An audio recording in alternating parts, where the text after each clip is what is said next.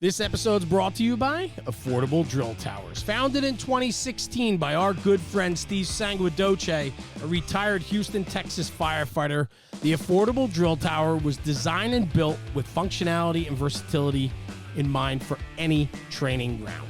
As a standalone training tower or an add-on to an existing burn building or Connex setup, the Affordable Drill Tower packs a massive punch at an affordable price tag. With over 50 towers across the country, from Massachusetts to California, Montana to Texas, professionally engineered, NFPA and ISO compliant, the Affordable Drill Towers brings the versatility to your training ground. From Main Street USA, the small town fire company in their back parking lot, to the training grounds of the largest metropolitan fire academy, the Affordable Drill Tower fits the bill for price and functionality. Check them out at affordabledrilltowers.com. And two things I like to talk about also when talking about our friends over at Affordable Drill Towers. One, their customized training program. They have the ability to bring some of the best talent from across the country to your home turf after the install of the Affordable Drill Tower. Designing a customized training program for you and your department, Steve will facilitate some of the biggest and brightest names of the American Fire Service to come in and work with you and your department. And secondly, and I think most important, is Steve's belief in need over greed. The Affordable Drill Tower company gives back to not-for-profits that support organizations in the American Fire Service. Organizations such as the Joey D Foundation, which is near and dear to Steve Sanguidoce's heart, as well as many other not-for-profits that he takes a part of. He takes great pride in providing funding for organizations that push this job forward. So check him out, Steve and Dennis over at Affordable Drill Towers. Send them an email at info@affordabledrilltowers.com. Check them out on social media, and their YouTube page is kicking butt with great information, training nuggets, and information about their towers. So check them out, Affordable Drill Towers, and let them know Jeremy over at National Fire Radio sent you. This episode's brought to you by Ridgeway Leatherworks. Ridgeway Leatherworks is a firefighter-owned and operated business, as well as a family-run business, and that's what I love about it. Rob and his family are passionate about their customer service and the quality product and craftsmanship they put out for the emergency services. Rob's been on the show. We've been to his business. We've seen them in action. I've even tried to hand paint radio straps. I promise you, it is not as easy as what the final outcome looks like. The product is so good and so clean and crisp, and yet, man, it takes that steady hand. Rob's become a near and dear friend of our podcast, and you hear that over and over when we talk about our sponsors, that they're friends, supporters, and that's what this networking community is all about, is supporting one another. Ridgeway Leatherworks, Rob Meyer, crushing it. Quality and craftsmanship is number one. Customer service is right there with it. From custom radio straps, universal radio holsters, chin straps, flashlight holders, anti-sway straps, and locker tags made out of leather, there's plenty of opportunity along the way when you deal with Ridgeway Leatherworks. So check them out at ridgewayleatherworks.com. Find them on social media, Instagram, Facebook, and TikTok. And tell Rob you heard about him on the National Fire Radio platform, and give him a little plug and tell him keep up the good work. We need to support our firefighter-owned businesses, and especially family-run businesses, where his two daughters and his wife help out day in and day out along with his other employees. So again, Ridgeway Leatherworks, check him out at ridgewayleatherworks.com and find him on all your social media channels. Hey everyone, Jeremy, National Fire Radio on the podcast today. A friend of mine, a friend that I just found out is closer to my age than he thought. You are just well maintained, and you look incredible, brother. I just figured you were a distinguished gentleman, but no, you are a young lad like myself, and for that, I love it. Sean Eagen, welcome back to the show, pal. How are you? Hey, brother. How are you? Yeah, young. Finger quotes, young, right? Like, you look fantastic. I always thought you were just one of those distinguished, like a couple of years older, well, a few more years older than me, but you just wore it really well. I mean, you are. I almost hung up on you when you told me how old you thought I was. What the shit? You should have. I'm staring down 50 and I'm going staring crazy. Down like, oh, I thought you were I thought you were 55, 56. I thought you were middle to young 50s. So you got, listen, only 5 to 6 years off. So relax. 49, 49, brother. Deep breaths. Well, big 5-0 club's coming. I still got a few years off on that. So I got almost a year still, so I'm good. But but this leads me to my first comment. Well, first off, I'm so glad you're back. You and I, we don't talk enough. I always enjoy talking with you. You and I have done some fun things together. Rob and the crew, of course, and then we've been up by you. We threw a great event up with you, and then just so many great things. But the problem is that the clock ticks by so fast, man. Oh, like it's crazy. Literally, the last time you and I talked, I think was October when I fired up the podcast to do these daily episodes, and that's almost a year ago. Yeah, that was a lot of fun. I think I was probably the fourth or fifth, maybe sixth. I had to beg you to put me on, but yeah, it was no, it is. And that's the thing. I was at the time, it was like, oh yeah, I need you. Now I'm like, I'll schedule you, Sean. Whatever, get around the old man. No, but you're right. It's just, that's the way life is. You have children, I have children. My son's first day of senior year of high school is today. Cool. Giving me some little bit of like, oh no, daughter's a sophomore in college. The two older boys are that went quick, because I remember when she was like softball and trying scholarships and college and all that stuff. So yeah, she's playing in college, and awesome. She's loving it. But it's just, before you know it, it's over. Like the job, man. I remember the academy like yesterday. It's 25 years ago. That's the segue, man. And that's where you and I were going to take the beginning of this conversation today, is talking about it. I mean, you're 49 years old, but you got 25 years on it. Yesterday was 25 years? Oh, no. Back in April. Back in April. So 25 years with the Buffalo Fire Department. Mm-hmm. You're a captain of Ford Truck. Yes, You've sir. been there for 25 years. You've seen a lot of highs and definitely a bunch of lows along that journey. Oh, for sure. Yeah. Goes quick, right? I mean, we're talking about family. We're talking about how our kids grow up fast. We're talking about the last time you and I talked was forever ago on the podcast, but we keep in touch through text or a quick phone call here and there, but it's never enough. But man, the calendar flies by, and we're all dealing with that, right? I think now the conversation more so is, what's up? I wish I had more time. Nobody says I wish I had more money. They always say, I mean, I could always use, don't get me wrong, right? We could always use more money, but everybody complains about time. Mm-hmm. Where's our time going? I just think it's the way, man. Like when we were kids, now I'm older than you, we established that, but I didn't have the same generation. We grew up together. Go ahead. Right. I didn't have the 15 travel sports and clubs, and that's true. It was, you got to play hockey, and you played hockey at your neighborhood ice rink, or you played baseball at your neighborhood field, and that's where most of our time goes, is traveling with our kids. But I love it. Like, I love every second of it. Yeah. My oldest boy, I remember watching him play his last collegiate hockey game, and I was crushed. And I had 3 more kids still. I had 3 more kids to watch. But here we go. Tonight, my son's got his second game. Yesterday, he had his first match of the season for volleyball, and I missed it because I was at work. Tonight, I'm supposed to teach, so I'm going to miss it. And but that's where it goes. And before you know it, like, my wife's having the grandkid conversation. Our oldest, Quinn, is going to be 26 in a couple of weeks. By the time I was 26, I had 2 kids. You're going to be a young grandfather. No, I said my wife's having the grandkids conversation. I'm content.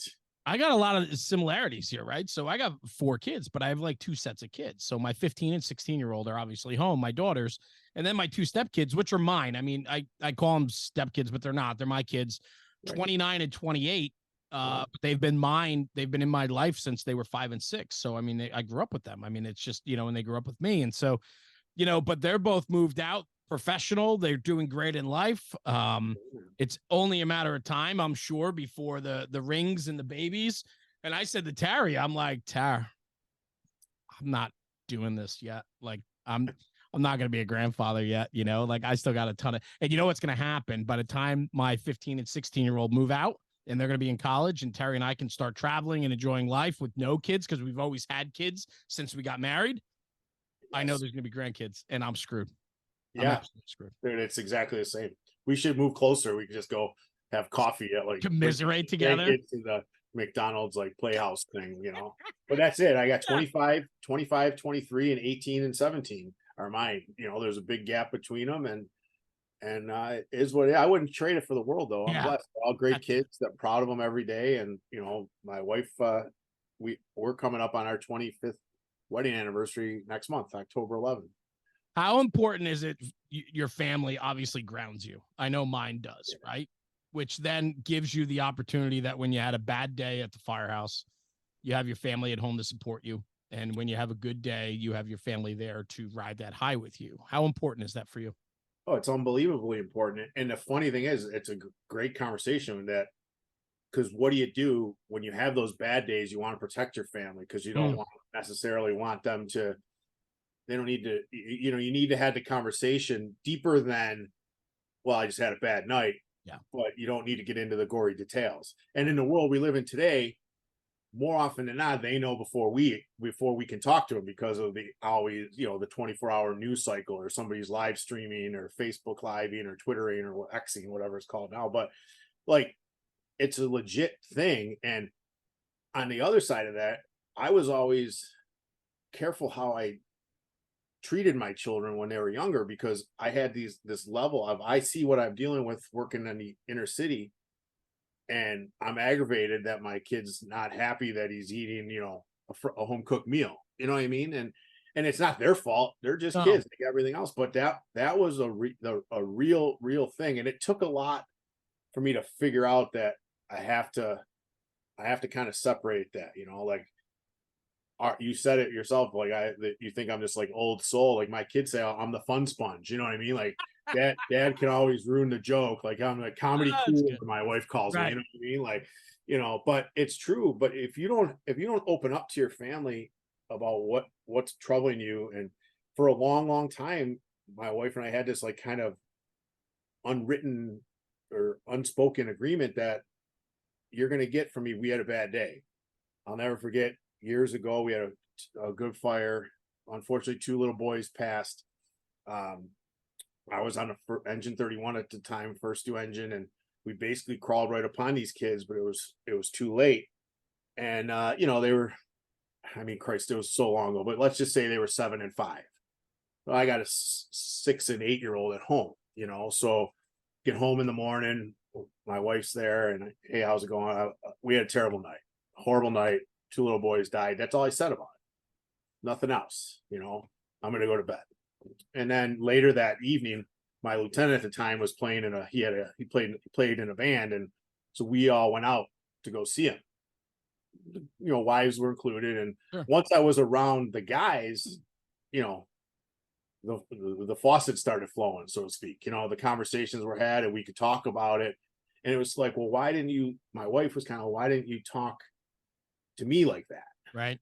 And I was trying to protect her, but it's kind of BS, right? It's not my job to protect her. If she's on, and it was a tough conversation. And ever since then, I kind of say, if you don't want to get into the gory details, that's fine. But here's basically what happened. So, communication with the family, communication with our crews, communication with each other, it's huge. And guys like, you and Rob and friends that I've met all over the country that are that outlet for you that I can vent to about things that I may not be able to vent to with guys on the job or friends back home. I was texting with Rob yesterday, matter of fact, about some he had a vendor at his station talking about some SCBA stuff.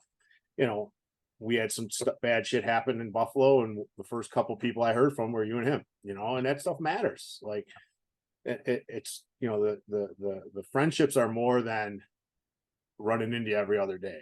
I'll see you in person twice a year if I'm lucky, but still we pick up right where we left off. You know what I mean? Always. I think though you brought up a very, very good point. So many, and we're going to segue into this conversation in a minute, but as this job is trending younger, these guys need to start having these conversations with their girlfriends, fiancés, right? Yeah. Or their husbands or boyfriends, right? I mean, whoever your significant other is, there needs to be that conversation of understanding what the other person needs from you when you come home, right? Some people need to just be like, listen, I come home, I had a bad night. I don't want to talk about it right now, but we'll circle back to it. Some people need to talk about it. Some people can talk about it to a certain level. But for you, like, I agree with you. I'm a protector That's who I am. So I always, or for a very long time, I thought I needed to protect, especially my wife. My kids, it was just like hands off. Like I didn't share a Yeah, lot of with course. them, right? As they're getting older now, they're much more privy to what's going on. Right. But with your spouse, like I always thought I had to walk that line of protector, right? I'm the man, I'm the father, I'm the man, I'm the husband. I need to be the one out protecting. But what you don't realize though is a lot of times you alienate your Yeah. spouse when you do that because they don't typically understand what that is because it's not happening every day. And Right. when you do come home and act that way, it's kind of misunderstood. And Yeah. so that had to be a pivotal moment for, I'm sure, your relationship and marriage. I have to believe that. Yeah, and that's the thing, you're trying to protect, but you're actually patronizing them. What do you mean? I Yeah. can't. You don't Yeah. think I can handle this? You know what I mean? And Yes. no, it's not that, but it's about the. I don't need what haunts my dreams to haunt your dreams too. Mm-hmm. I mean, and that I'm not trying to be dramatic, but you know what I'm saying? Like we all I do. have incidents, and over the course of a long career, your your incidents add up. I just talked about a fire that probably happened in 2004. I remember it like it was this morning. Yeah.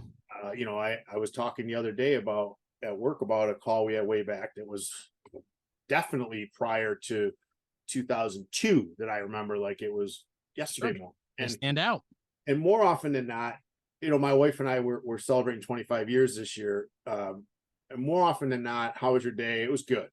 It was fine. How was your night? Right. It was fine. And Right. that's the end of it. And she doesn't push unless I'm not there. You know what I mean? Like if I I'm do. like checked out, she's like, all right, well, you sure you don't want to talk a little bit? And oftentimes it's just venting frustrations about whatever, right? If Yeah, it's of course. policy that came down, Mhm. or it's not always about a bad call. It's That's about right. stressors of the job, or this new rule came down and I don't like it, or this kid's frustrated me and I don't like it. But it just found out that I just figured out that I'm not a great communicator. I just would rather just be alone with my thoughts and figure it out. And years ago, it used to be, hey, let's go have a couple. Oh shoot, I lost you, Jeremy. Hold on. I'm good. I see Yeah, you that and screen I can like hear you. shot Yep. off. No worries. Let's go out and have a couple cocktails and everything will go away. And obviously, we all know that that's not the answer. But and it is. You protect your family at all costs, but you have to understand that they want to protect you too, and they want I to. and you bring up a very good point. Most of us are not good communicators, and it takes work. I mean, the fire service is full of alphas, man. We Yeah, are, go-getters, people that take initiative, people that work hard, right? And they're proud of our work. yeah, We don't typically like to talk about it. And yeah, communication, I think has a lot to do with how guarded we've been with our mental health issues, with our divorces, our alcoholism, our drug use, our spousal abuse, and cheating and everything else that goes along with it. I think yeah, a lot of that, Sean, is based on the lack of being able to communicate with where we are in life. yeah. Oh, 100%. And one of the guys early in my career gave a speech. We put our turnout gear on, and we think we're invincible, and you don't realize, and that's one of the things that I've been pretty vocal about local internally, and is how the stigma of mental health, seeking help has kind of gone away. And Yeah. if it's not completely gone, it's definitely getting better. And that's, you, there's we've had a lot of shit happen in our city the last couple of years, Yeah. deeper than our football team not making it past the divisional round or whatever, but like, Yeah. you know, and but for years and years and years. And I remember back in '09, after we had a double line of duty death, the team came to our firehouse, and we all sat there and stared at him. I didn't want to talk. I haven't processed this yet myself. Right. I wasn't at the fire, but our platoon worked the next day. So we all went to the scene, and we're there, and we get back, and it's kind of like that firehouse has a little setup on the apparatus floor, and an empty bay, a bunch of chairs, table, guys will have a cigar or whatever. We were just sitting there with a coffee, and nobody was talking. And Right. then team came, and they're just here to help. I'm not mad at them, but I'm also not ready for them. That's right. And nowadays, I think it'd be different. Is that somebody would talk. I didn't want to be the first one to say anything because I didn't want guys to be like, oh, look at this guy. He can't handle this. He can't handle it. Fast forward 14, 15 years, it's different now. You know, the union's doing a lot. We have our own person, the union hired, that we can use for EAP or to get, and it's no different than anything else. It's a private conversation. You call this person, and whether she helps you or not, she gets you the person that you need to talk to, because there's distrust with the city EAP. Of course. And of course there is, because we all think that anything I tell them is going to go back and they're going to put me off the line. Just like I don't want the city doctors giving me my physical. I'd rather go to my own. And a lot of that is our I don't know, insecurities or distrust for the the municipality. But it's I've learned now over the years that it's not that anymore. You know, there's so many resources out there, you know, but even the IFF, and I'm certainly not an expert on it, so I don't want to start quoting all resources. But No, even I get it. I get it. Totally. You know, if you live in my city, my county, maybe not the whole state, I can't speak to, but the help's there if you need it, and you just have to humble yourself a little bit to go ask for it before it's too late. It leads to all those other things, like you just mentioned, the drug, drinking, the divorce, the whatever. You know, I can't imagine getting divorced right now. When my wife and we started dating in 1993, like we talked about, I don't know if it was off air or not, but it's just about to get fun. You know what I mean? Like financially, we're doing better. We're at a different stage in our life. The kids are all doing their thing. Like, it's going to be our time soon. I can't imagine my stubbornness or blockheadedness causing her to take off. You know, it's not only that. So much of that too. I mean, first off, the fact that we're even having this conversation means we've come a long way, right? Like, on the internet, for Christ's sakes. Yeah, but I mean, but if you think about it, like what you said, it resonates because we're making tremendous strides in making it more aware about how important it is for one another to be on top of it, and that there's help out there when you need it, and if and when you need it, and so on. We're making tremendous strides at educating and promoting that that's okay.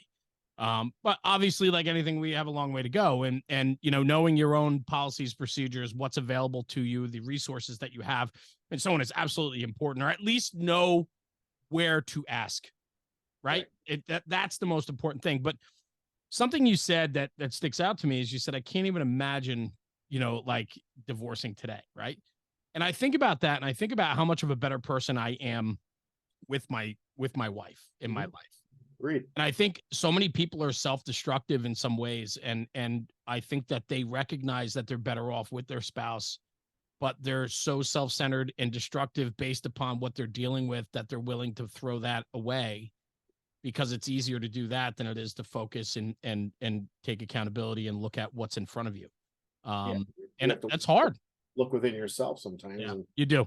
And I'm not judging anybody. I don't know.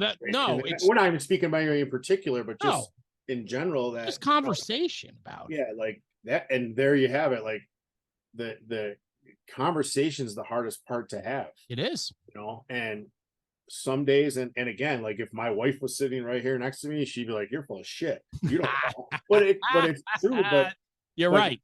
It's the nonverbal stuff. That's like, she'll see something, and finally she's like, "Okay, you ready to talk about it now?" And we went through a stretch where she was unhappy with her job, not her current job, one of her old jobs, where I said to her, I'm like, something, why don't you just quit? And she's like, "What do you mean?" I make a good living. Like, I said, "Listen, I'll figure it out.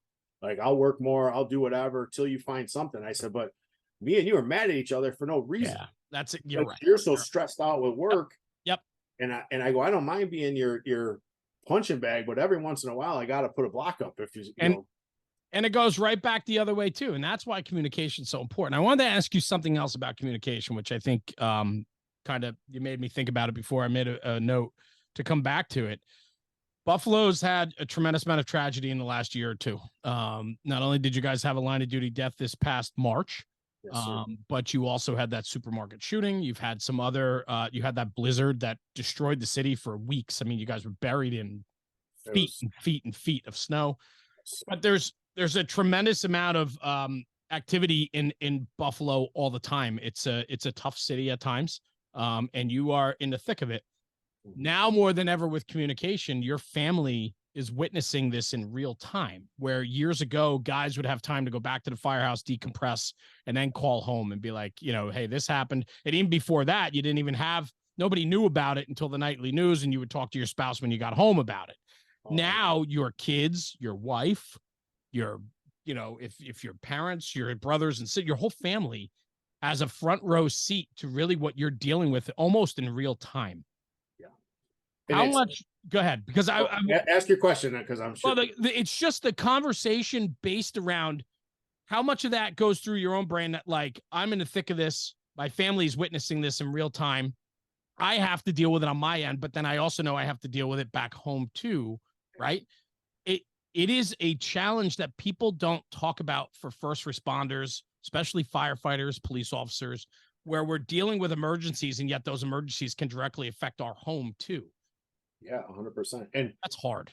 It is. And I've done it several times, and I'm sure everybody that's listening at one point or another, I generally don't, if my phone is in my pocket when we are on the rig when we leave, but most of the time, these stupid things are $1,200. I don't want to bring them and get them soaking wet. Right. Most of the time, if I'm heading out, I just toss it on a table or my desk or whatever, and I don't bring it. But I've been plenty of times where there's been bad fires or serious accidents. I get back to the quarters, and I literally just got back to quarters, and I'll have multiple missed calls from my wife, text messages from wives and friends, from my wife and not wives, one wife, but one wife and friends, and it's stressful. And it goes back to, I remember years ago, our former commissioner and retired chief Mike Lombardo wrote an article way back about our explosion that we had in '83, and the genesis of the article was the heroes are at home. And when you really think about that, like, and I have to give full credit, I'm almost 99.9% sure it was Mike that wrote it, but like, we're at work, we're with the fellas, or the not guys and girls, whatever now, but they're at home stressed out about it. My wife, my wife works for the Sabres, so her key bank center is right in downtown, but it's kind of on the outskirts. We've had serious fires in the old parts of the city that, big old factories that she knew I was at work. And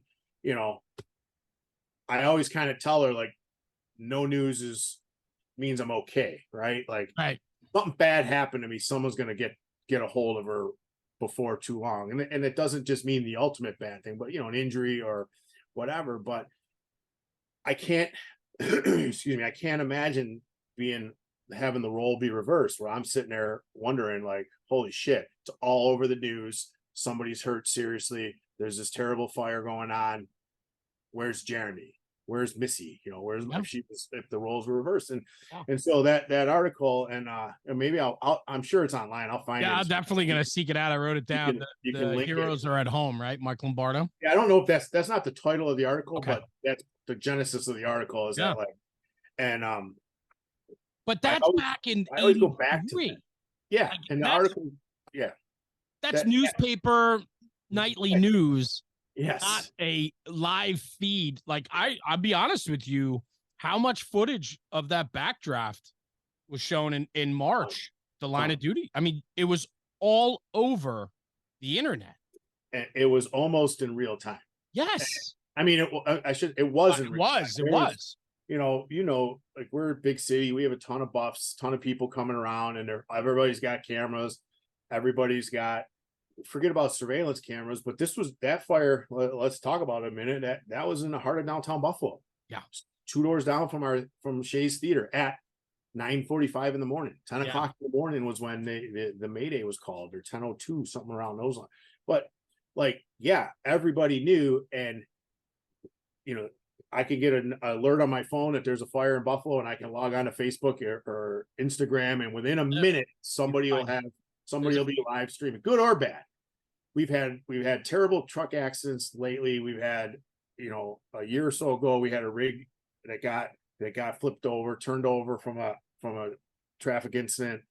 And it was live streamed while some of the guys were still in the rig, and it pissed me off. And some of our friends did it, and I'll tell you off air who. And I was so aggravated about it because of that, just because we were just talking about it. That individual's wife knows that he works at that firehouse and that he's at work. Yes. And I guarantee you, 7 minutes after the accident, she doesn't know that he's okay. And so don't put it on the goddamn internet until. And I'm not trying. I love what the Buffs do. I love that they're out there and they're telling the people what we do at whatever department they're buffing. But come on, guys, use your head a little bit.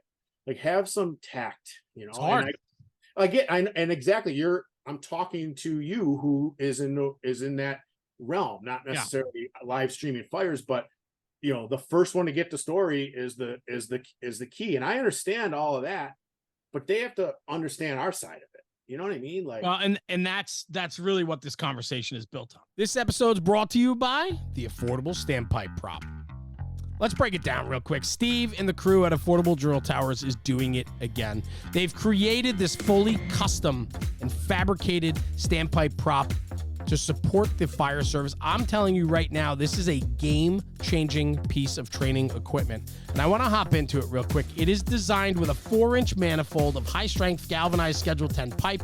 The cart and manifold are powder-coated red for a durable finish, meaning it's not just a talking piece. It's not something you tuck away on the shelf. This is a training prop that can be wheeled into the classroom and then brought out onto the training ground. And so let's talk about that. In the classroom, there's nothing better than having a hands-on prop in front of the students, in front of the fire companies that are there to learn about standpipe and FBC connections. Having that prop in the classroom allows for a great instructional lecture. And then from there, take the standpipe theory and translate it to the training grounds. You could wheel the cart out that's on casters, you wheel it out into the parking lot, and that same training prop that you just used hands-on in the classroom can now be used hands-on on the training ground by pumping into it and flowing out of it. It offers such versatility in its approach. It has a 2.5-inch Siamese connection, 7 2.5-inch outlets, 6 of which are standpipe valves, has a water motor gong, sprinkler head with a control valve, and a system pressure gauge. You can also upgrade and put 3 of the most common field-adjustable PRVs. I'm telling you right now, this is a game-changing training prop that needs to be in every fire company or training department across the country. Reach out to Steve and the crew, info@affordabledrilltowers.com. Ask for a demo, ask for information, or check them out on social media and YouTube. There's plenty of content out there that shows you exactly what the affordable standpipe prop can do for you. This episode's brought to you by Taylor's Tins. Taylor and his crew at Taylor's Tins have been manufacturing aluminum helmet fronts since 2017. With over 200,000 tins in the market, they are a leader in the helmet front space.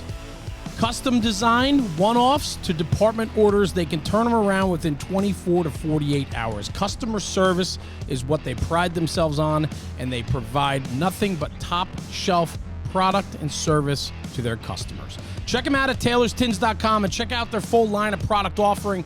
They've always been a very strong supporter since day one with the National Fire Radio podcast and platform, and Taylor and his crew have become dear friends of ours, and we appreciate the support. And at checkout, for a little extra bonus, use coupon code NFR Sent Me. That's NFR Sent Me for a discount on your order. Exclusions do apply.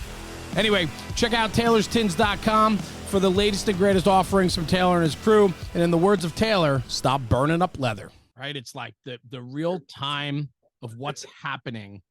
Our families are now seeing it in real time. And the firefighters, right? We're talking about ourselves. Yeah. We carry that burden that we understand that. But it's secondary to the situation at hand because we have to be dialed in with what's happening on the fire ground or at that terrible explosion or accident or whatever it is that's being streamed and shown, breaking news, or it's on Instagram or it's on Facebook Live, whatever. Our family is in tune with that. They know that you're there. They know where you work. Yeah. And then it's like having to balance all of that. That's a hard conversation now more than ever. And if it's not your spouse, it's the kids that are dialed in. big fire and down, I can't tell you now, March 1st, when Jason Arno was died in the line of duty at that fire we're talking about, I wasn't at the fire. We got relieved that morning. So we worked, the first platoon relieves us, and he was on the first platoon at engine 2. So truck 4 was dispatched first due to that fire because of its location, because the downtown truck company was on another call. Right. So I get alerted, and when something bad's going on or something major's going on like that, obviously the texts are flying and whatnot. So I tuned in, I put on, Broadcastify or whatever, and I was sitting right in this chair, kind of just doing some puttering in the morning, having my coffee, and I'm like, you know what? I'm going to take a ride. So from my house to there, 18 minutes, let's say. So I took a ride, and by the time I got there, everything was, and that's why I'm careful about speaking about it. I wasn't there, but I got there after the fact, and after the fact was almost, more important in terms of, as more and more firefighters showed up off duty, I want to be there. I want to get involved. I want to do, I got to help. Well, sometimes all you could, the best way to help is to just pull a guy aside and have a conversation, or, give them a freaking hug if that's what they need, and it was, it's tough, but, thinking about Jason's wife and his family, and they knew he was at work, and they knew this bad fire, like you said, most of it was live streamed on the internet. Luckily, the people that I know that were there live streaming, as soon as it went bad, they stopped. Whether they stopped recording or not, I don't know, but they stopped the live streams, which, you would wish that they would, and maybe they did, but you wish they would have the respect to just put their phone down and be in the moment. Yeah. But at least the live stream stopped. And, I remember walking up, and I saw one of the guys that's always filming, and I go, hey, what's the deal? And I could see the look on his face. I knew, we all had our, sure, at that point, but and it's, but you're just thinking about the families, and not even the families, the crew, somebody who's off that day, or, the whole department, the whole city as a whole, especially a guy like Jason. I didn't know him super well. I knew him well enough. He was new on the job, and, but he touched a lot of lives before this happened. So there's so, and, but that's the problem. And unfortunately, like Jeremy, I hate to point out problems without offering solutions, but like, what do you do in this world? You can't, you tell families, well, tough shit. Like you said, if I take the high road and say, well, I'm not filming this fire or this incident, 15 people next to me are filming it too. And if it, depending on the severity, the gravity of the situation, some news outlets calling them to sell the footage to them or whatever. So yeah, ultimately, right? Like, we're not going backwards, no. And so, if you're on the fire ground, documenting what's happening, it's documenting, right? It's what you do with it. It's if you're glorifying it, if you're trying to 100%. celebrate it. I agree with That's that. a lot of it. I think the point of the conversation, Sean, and what you and I have been talking about, though, is how important it is to have conversations with your family that, listen, if something big goes down and it's streamed, or you see it online or whatever, this is what I want you to know. I carry my phone on me, or I don't. I'm going to call you when I have a moment. But these are those open and honest conversations we have to have now that we probably never had before. Right. And because of where we are today in society with technology and all of that, we have to be over communicative with our families so that they understand, like, what's the reasoning. I have, in the volunteer fire service, I have an agreement with my wife that if I go out in the middle of the night for a call or something like home response and it's a fire, if it's going to be longer than like 2 hours, to just give her a quick text message and say, hey, it's a pretty big job or whatever. Like, we're going to be here. All's good. Or it's like, we're still here. We're going to be here for another, just to put their mind at ease, because those people home, whether career or volunteer, now more than ever, they know that you're in a position that could potentially be harmful, and they They want to know where you are. So I think having a plan or having a conversation so that everybody's on the same page with what that looks like, I think is important. Yeah, it's funny. I have a quick story if you can. Yeah, please. This was a funny one.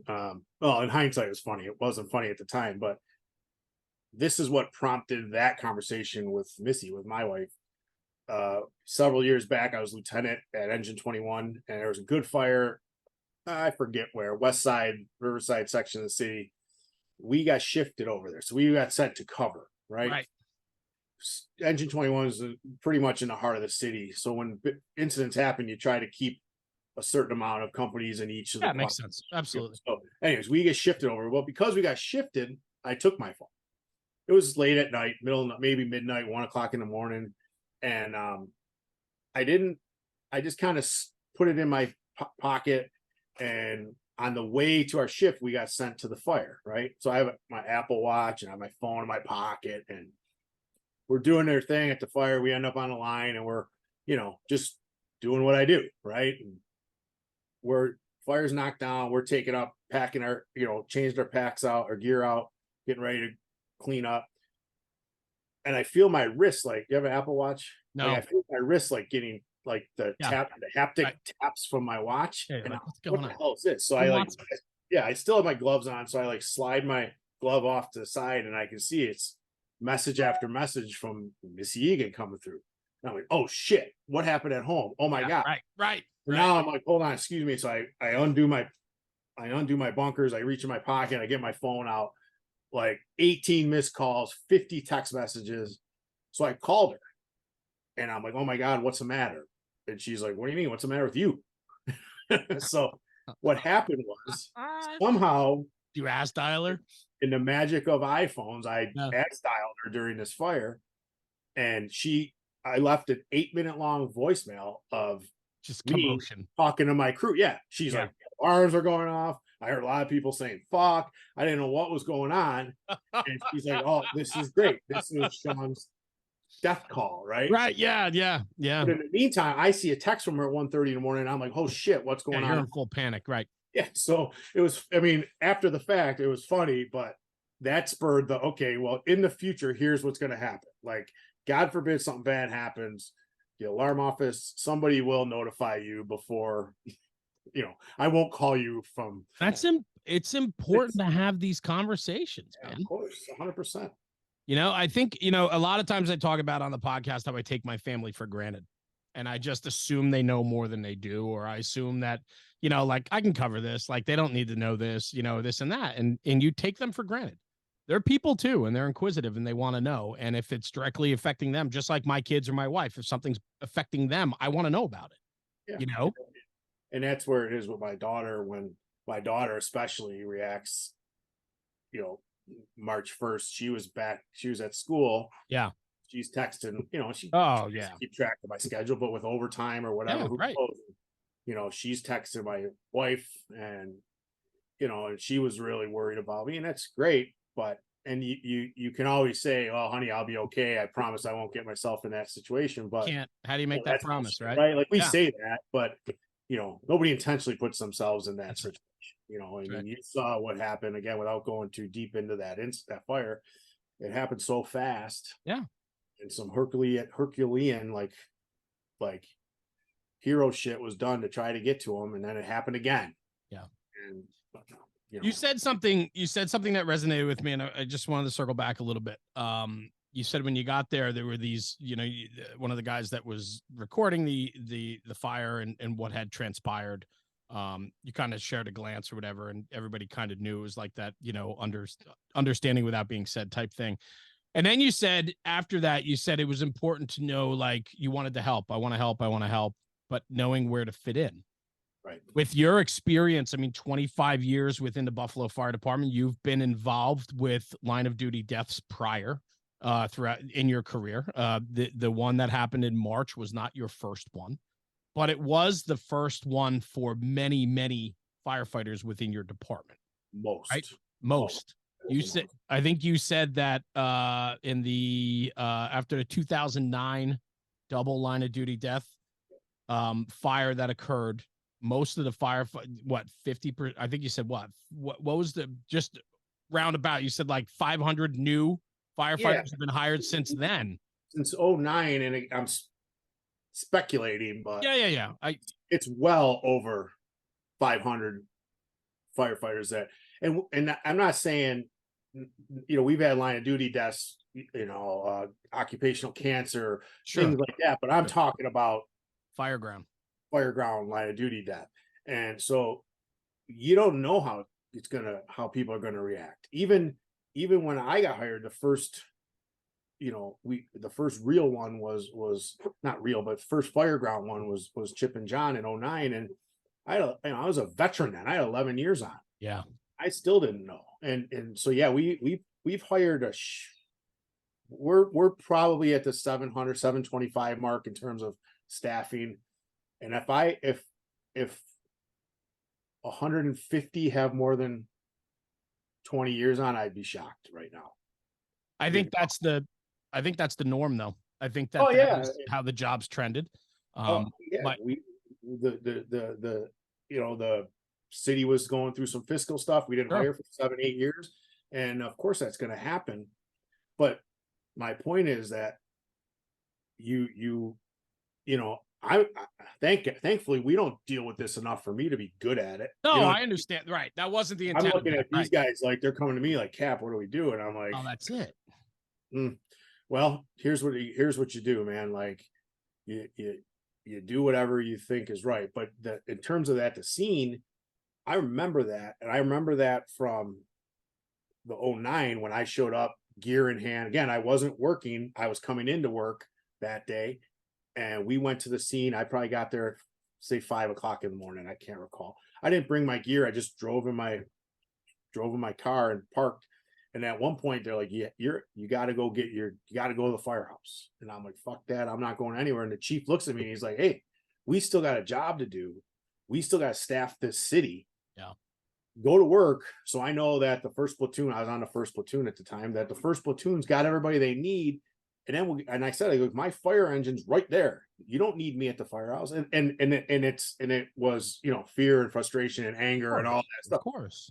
All those years later, I'm like, of course I needed to go to work. You know what I mean? And the same scenario happened on Main Street in March. Was we going to the firehouses? Are we going here? Are we going there? Are we going to the scene? This is all via text message, which wasn't a big thing back in 09, not like it is today. And I'm like, fellas, like, you could come to the scene and be here for support, but you can't just show up and go to work. Like, accountability matters, and it's hard. And, we had certain individuals that were called in off duty to come in and work on the recovery. But those individuals were asked, and they were accountability, a roll call was taken and a list was made, and we knew who they were, and we knew, and even to go to work, we finally the chiefs were like, all right, I need 4 people to go work at this spot. Okay, you and you can go get your gear and go work. And the chiefs did a good job. The chiefs that were not on the scene, so a fire like that going to occupy pretty much all of our on duty forces, including our chiefs, especially. So chiefs that were off came into work and picked up the slack, and they were doing a good job staffing the rigs. But it was hard because you're trying to explain to these guys, like, and again, it was me all those years ago. No, you can't just show up and do whatever you want. We're approaching 9/11. I remember, stories about the nightmare they had down there at Ground Zero, people just wanting to help. And they weren't nefarious. They wanted to help, and they just felt like, I got to do something. But it turned into an accountability disaster. And finally, after however many days, and again, I don't know for hard numbers, but after a day or two, they're like, all right, everybody off. Here's the accountability system we're going to work in. And well, that's why I asked. That's why I kind of prompted this conversation, because we need guys that have a little more experience, a little more age in the job still, that can help steer and figure out where we need to go when something like this occurs.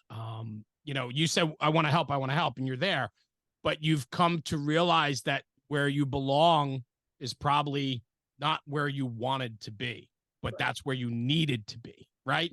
That's a good, that's a good, that's a good analogy. Yeah. Yeah, and I think that that's important because then that sets the tempo for your company, your people. I mean, you're the captain of the truck company, so it's your these are your guys. This is your house, and it's nice to have that maturity, and some experience there that might have dealt with. I mean, nobody ever listen. I hope everybody goes through their career never having to deal with something like this, but it doesn't have to be a line of duty death. I mean, you guys had that supermarket shooting that I'm sure you were directly involved with, right? And that not only consumes your people, but it consumes then the neighborhood, the city, right? Like all of it, right? And so, like, we need people in those positions that can navigate this space so that our guys that are riding backwards or, are younger people. I mean, you got a very young department that needs people to step up when the time needs them to step up.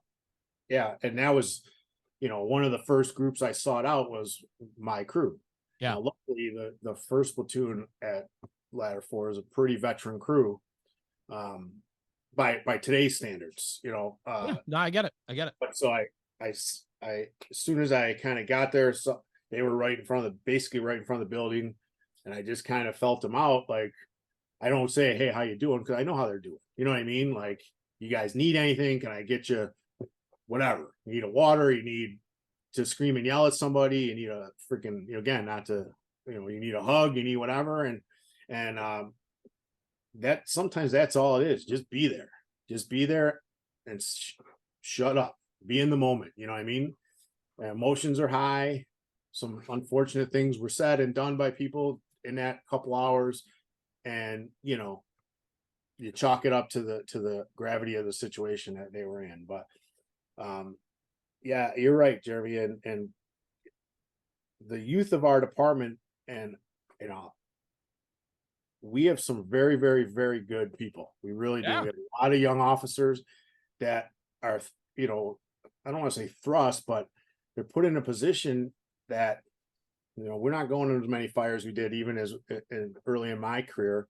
I got promoted when I had 16 years on. That's when I made lieutenant. And so I had a long, long time riding in the back seat. You learn a lot. Yeah. And things are different. And I'm not judging these folks. Like, if you're, like, it's kind of like what I talked about before. I'm not experienced enough to take the test. Well, the next guy is. It's not their fault that they're at slower companies to start their career. That's just the way it works. That's it. We have a bid system. Yeah, right. We have 100%. Yeah, I'm good. I can't help if you're joking. Like, yeah, right. What are you gonna do for me? You're 600 miles away. What are you gonna do for me? I'll text your wife. I think I have your wife's number. I'll text her and say, "Hey." She already knows. She's watching it in real time. It's streaming. She already knows I'm dead on the floor, and she knows I'm worth a hell of a lot more dead than alive. So she's gonna leave me here until I'm stiff. I can promise you that. Well, geez. But, yeah. So, like, these guys are doing the best they can, and of course you can't replace experience. And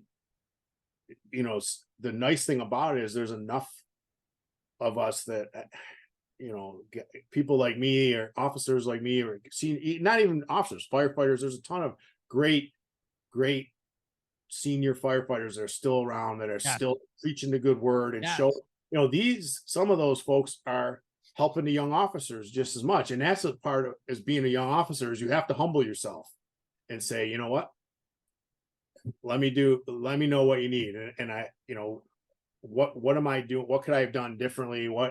And as long as everybody handles it differently, handles it correctly, like, you idiot, you should have done this. No, hey, LT, or hey, Cap, in this situation, this is where we need to, whatever, you know what I mean? But that's what it's all about. You got to take the EGO out of it. And that's ego, in case I'm writing it down right now, because that's going to be the title of this. I think you got to take, what was it? You got to take the EGO out of it? Yeah, ego, yeah. Thanks. I know what EGO is. Well, I mean, I know I'm not the smartest guy, but I like to think I'm all right. I mean, walk that line. And almost to parlay, like, ego in terms of, yeah. And listen, 100%. I dealt with it when I got made. The transition from firefighter to officer is fucking hard. Excuse it. Put the little E on the thing. Like, and I made a mistake. I think it takes 3 years or so on each rank to kind of figure it out. I've been a captain 5 years now, and I'm still like, I don't know, a new problem presents itself. It doesn't even have to be a fireground issue. It could be mice in the firehouse, or, you know, the floor drains are leaking. Like, oh man, how do I handle that? Guess what I do? I freaking call someone. Hey, bro, like, I got this situation. I don't know what to do. And, you know, even if I'm calling a veteran firefighter, a veteran lieutenant, hey, you've been in this firehouse a lot longer than me. Is this a new problem? Is it an old problem? Like, you got to just understand that we're all on the same freaking team. And yes, you're in charge, and that's fine. But I made some. If I could go back and redo my first several months as a lieutenant, I would. And I didn't make like critical mistakes in terms of people getting hurt or whatever, but I made personnel mistakes just because I'm in charge now. And there's, you know, those great books out there, Buddy the Boss, all that kind of stuff. But man, until you can read all the damn books you want, like you said earlier, we're meat eaters, you know, the alphas. When you're like, all of a sudden I'm in charge of these dudes that I was, you know, thinking of the next prank with 2 days ago. It's a tough transition. And that's where humbling yourself enough to ask and to say, like, man, I don't have all the goddamn answers. I had a good day. I took this test, and I'll figure them out, but I don't have all the answers right now. And it's the same on the fire. Yeah, I'm just making some notes. That's why I'm quiet. I mean, there's so much to that, Sean. That the fact that you can even say that tells me that you are humbled by the job, and you're allowing yourself to be true and transparent and authentic, right? We have so many people today that are afraid to ever make a statement what you just said. Yeah. We have guys that would never, ever say, man, I wish I could do the first 6 months differently. I do. There's so many guys that are so afraid to make that statement because they think that they might be thought of as lesser, or they might not be able to build up their own EGO, because you have to have some accountability about yourself and some self-awareness. That's a big part of what's lacking today. Yeah. And unfortunately, I don't know the solution, but it's an individual thing. Like, I promoted and went across the floor in the same firehouse I've been working in for 12 years. And, you know, the guys I was working with are my friends, and I don't mean I made those kind, like, I wasn't, you know, Ronnie Rulebook all of a sudden writing everybody up. Right. I get it. But just the decisions, like hey, you used to do it that way, well, you don't anymore, like that kind of stuff. And again, like, and then the same thing happened when I made captain. Now, look, when I made captain, I went to a staff position for a little while, so I had a little bit of time to kind of ease into what's my role now. Like, I just came to my firehouse last November. Well, I can't come in there like gangbusters and like, well, tough shit, I'm the captain now, so right, this is what's happening. You can't. And, you know, you feel it out and you see what needs to change. And it's like I forget, there was a TED talk where it was like, you know, how do you start a movement? And the guy's like, all you need first is one follower. And then that follower gains 2 followers. And then that follower. And then all of a sudden you got your movement going. Sure. That's kind of how it is. You pick one. I had to pick one thing. You know, this issue at this firehouse drives me crazy. Let's fix that. Even if I fix it silently and I only fix it on my shift, for example, at first, all of a sudden someone on another shift notices, like, oh, what's going on here? Maybe it's contagious. And then boom. And again, like, big things, safety things, obviously, I'm not talking about that. I'm talking about the little, you know, stuff that doesn't, in the big picture, doesn't matter, but it matters when it matters. You know what I mean? At some point, sometimes the littlest things make the biggest impact, right? It's the like a drift towards failure. You know, you let this slip. I didn't check the rig today. Right. Did you put, like, yesterday we did our rig checks, but we had a kind of a busy morning. You know, almost every shift we at least get our aerial up and get it operational. We did our rig checks and we did all that. And we made sure that we were fueled up. We never had a chance to put the aerial up. We had some trucks that were out of service. We had another crew at the shop. So I didn't have that 10 or 15 minutes to get and put the aerial through its paces. Now it should be done every day. So hopefully, you know, if we would have needed it yesterday, it wouldn't have been, we would have been just fine. But first thing I said to the officer this morning that relieved me, like, hey, if you get a second today, let's make sure we get the aerial up and make sure everything's good, because the trucks get beat up. They get beat up and they go on a lot of runs. Yeah. Our rig's got, I think, 70 some thousand miles on it. It's and it goes to work. I mean, it's not just going on a, it's constantly on it, off it, on it, off it. I mean, it's, yeah, and it's 2 miles at a crack. That's right. Balls to the wall for 2 miles, turn around, drive back, and then balls to the wall for 2 more. So 75,000 miles or 72,000 miles at 2 miles at a time. Yep, is a hard and shit. Our rig is probably low in mileage for some of them, but I'm sure nature of the beast when you're in a city department like this. Yeah. So what's next? I mean, a great conversation. What's next for Sean Eagen? What's going on? Anything exciting and new coming up for you, or? Yeah, we didn't talk much tactics today, but we didn't get into any tactics at all, but I think it was a fantastic conversation. Mental tactics are important. So what's next for me? 2 weeks, I'll be in Columbus for Firehouse Expo. Good. Are you going this year? No. No? Okay. You owe me dinner for like 8 years now. But do I still owe you dinner? No.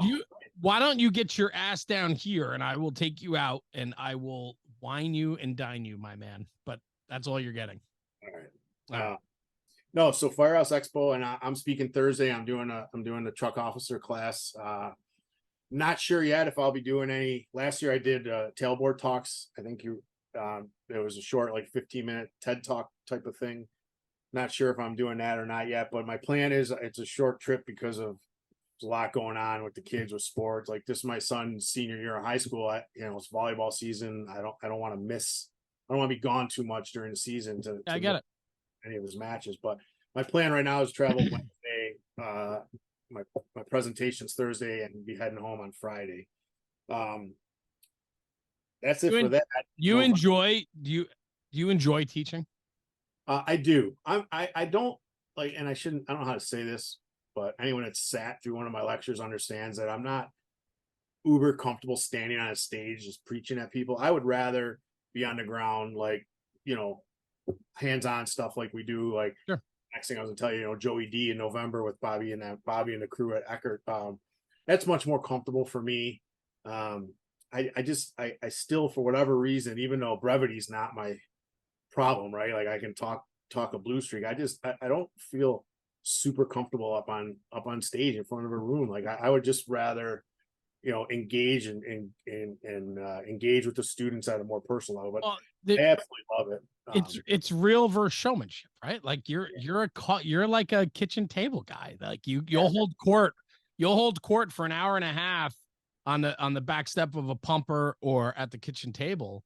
But when you formalize that and put it on the stage, it's a different animal, right? And the delivery has to be different. The packaging has to be different. But I've seen you do it and you do it well. Well, thank you. Don't take that away from yourself. It's just you probably enjoy the informalness more than the formal, but your message remains super strong, brother.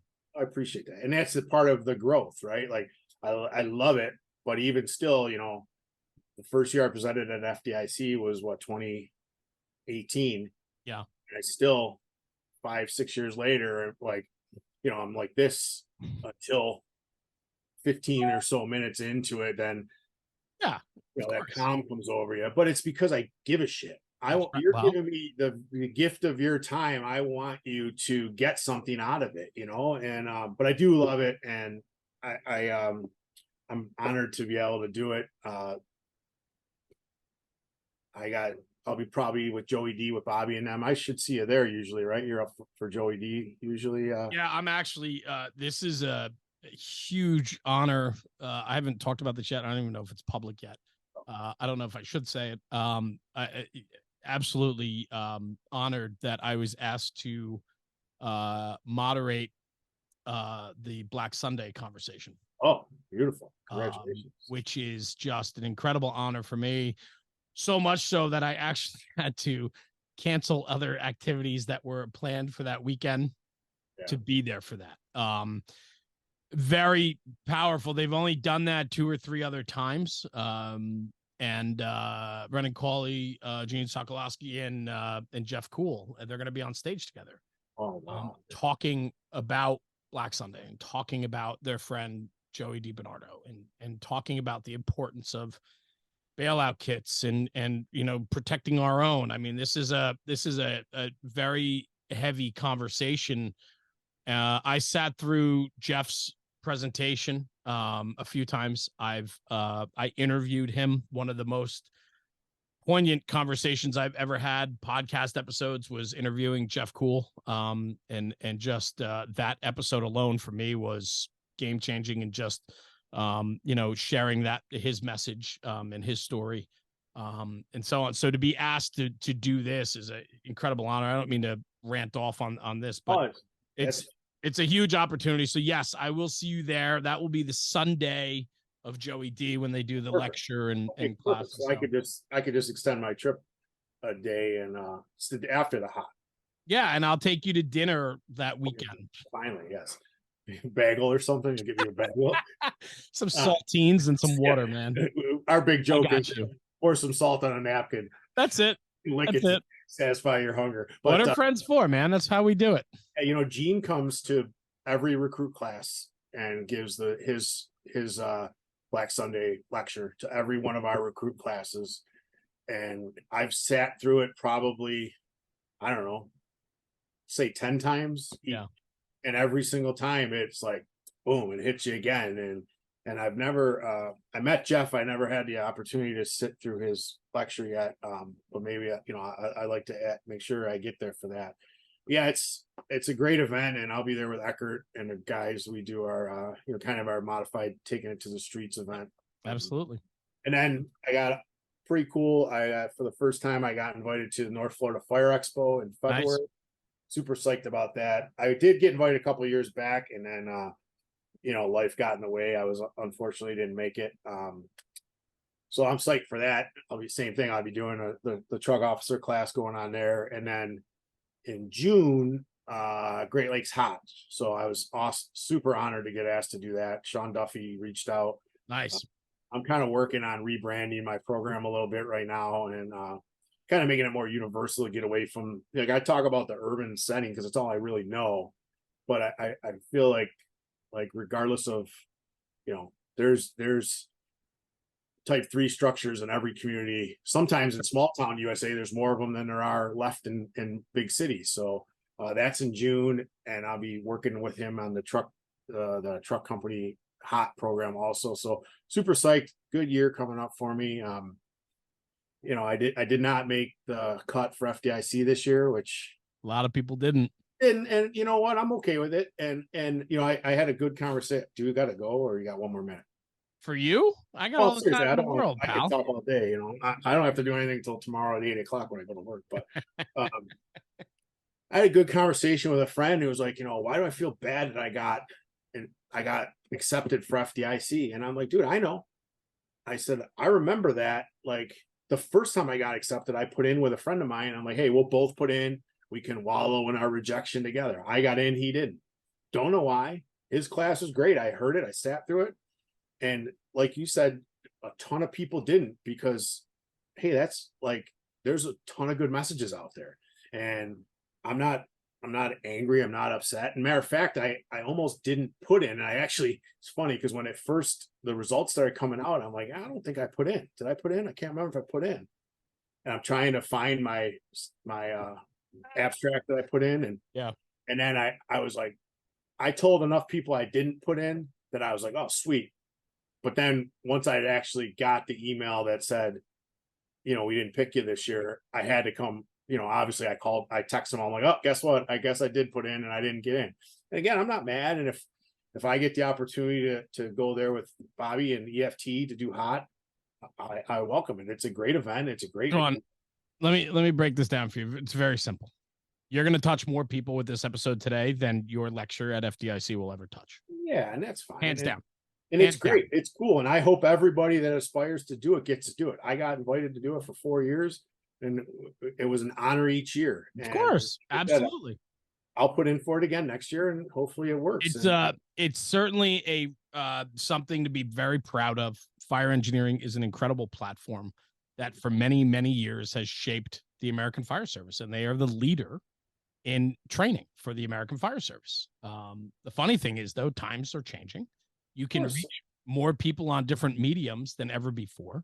And so those people, I challenge those people that have a message, get your message out there, find a different way to do it.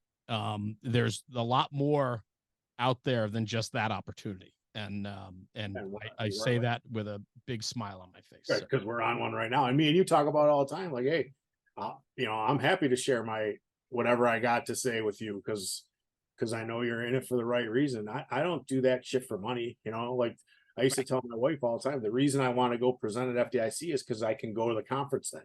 So I can see my friends. It opens the door. Absolutely. Yeah. And so for me to get a great week of training, I got to stand up there and, like a dancing chicken for an hour and a half. All right, I'm in. You know what I mean? Like, and that, if nothing else, that made it worth it for me. I don't, there's so many great lectures out there you just can't possibly get to. Well, and that's it. That's it. I mean, there's just. And all these other ones, Expo and all these small conferences, guess what I'll be doing when I'm not talking? I'll be sitting with a notepad, writing shit down because, I love it. So, Sean Eagen, thank you, brother. Thanks for joining me. I appreciate it. And, if I, it was nice to catch up. See your pretty face, your young sub 50 face.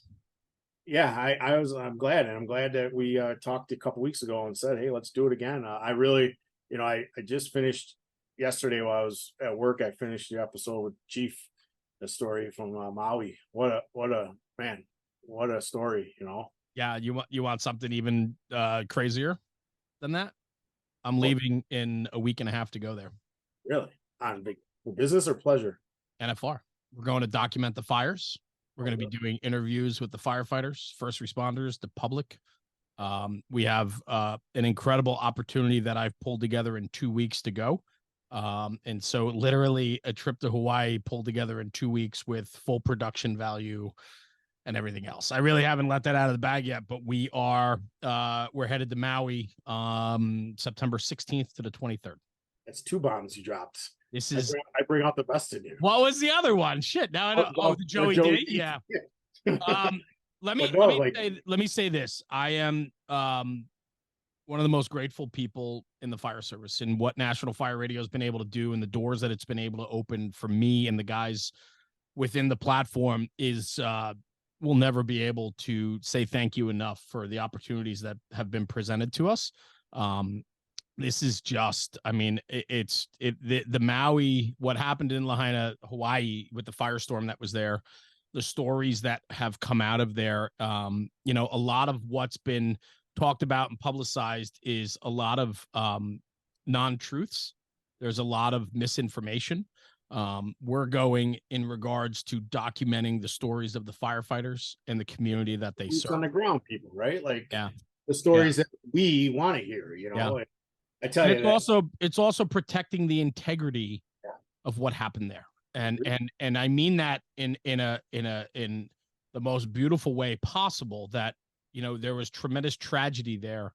Whatever comes from that, I don't know. However it began or started, I don't know. But what I do know is this. There were people that were there from the second it started, and they're there today, that dealt with the initial. They're dealt with what happened afterwards, and they're dealing with the long-term repercussions. There are firefighters that lost their homes. There's firefighters that lost their families. There's tremendous tragedy. And it is my job and my sole mission on this trip is to document those stories so that those memories and those experiences live on, so that there's a story to tell and a legacy to be left. And that's super important to me. Yeah, protect the integrity of it. That was a hell of an episode. And, it was one of those deals. Like you said, you didn't want to take up a lot of the Chiefs' time, but that could have been a 3-hour conversation. We spoke for 2.5 hours. I recorded an hour of it. Yeah. And, you think about, like, I complain about staffing. This guy's talking about, if I need help, I got to get on a fucking airplane. Yeah. Like, it's a whole nother animal. But there, and again, like I know, I'll be looking forward to seeing your stuff. I'm glad that you guys are going to be able to get over there because, you know, it's a deal. What are you going to do to help? It's a 13-hour plane ride. Like it's an incredible opportunity that I had to, I felt such a, I felt Amos's spirit. He's a retired battalion chief out of Maui, very, very highly regarded within his community, like an elder, a faith leader, all of that, right? Very protective of the Hawaiian culture. He's a Hawaiian native, Japanese and Korean bloodline descent. Like, he is the guy. I was honored to get a minute with him, let alone the time that I spent with him. And we recorded for an hour. I spoke with him for another hour and a half after the recording. After we hit stop, the real conversation started.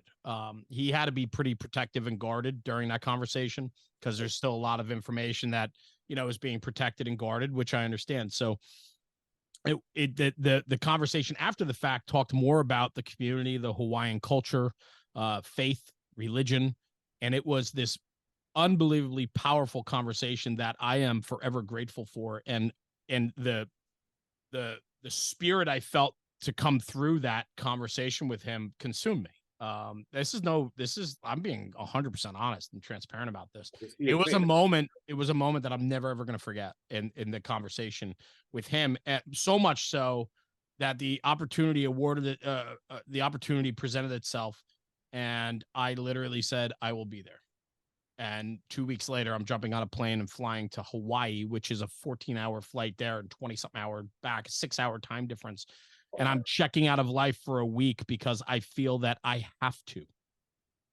Yeah, I mean, you're going into hollow ground, you know, and you like it's a tough story to cover without when still respecting the gravity. And that's it. And I'm so protective of that I know me and I know what my intent is and the integrity in which this deserves. And I don't want anybody else doing it. I agree. And you know, thinking about in your world, what you do, 100% your business is content, but you got to be mindful of the visual content that you show, right? Like it's going to be like most people like, dream trip is to go to Hawaii for a week, 2 weeks, whatever. But this is again, I can see it in your face that you're not jovial Jeremy, right? Like you're like, this is an opportunity and you want to handle it as respectfully as it deserves. So much so that I'm actually taking my kids with me. I'm taking Terry with me. I want to expose them to what I'm going to be a witness of. I know it's going to be life-changing. I'll share a quick story with you. After Hurricane Sandy ravaged the Northeast, Rockaway, New York, one of the barrier islands off of New York City, Rockaway during the storm had such an incredible storm surge that it wiped their community off the map. They had a massive firestorm with 6 feet of water through their community. They lost hundreds of homes.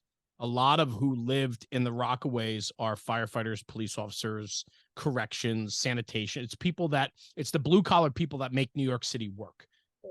The stories that came out of the Rockaways I have incredible goosebumps right now telling the story, and I'll tell you why.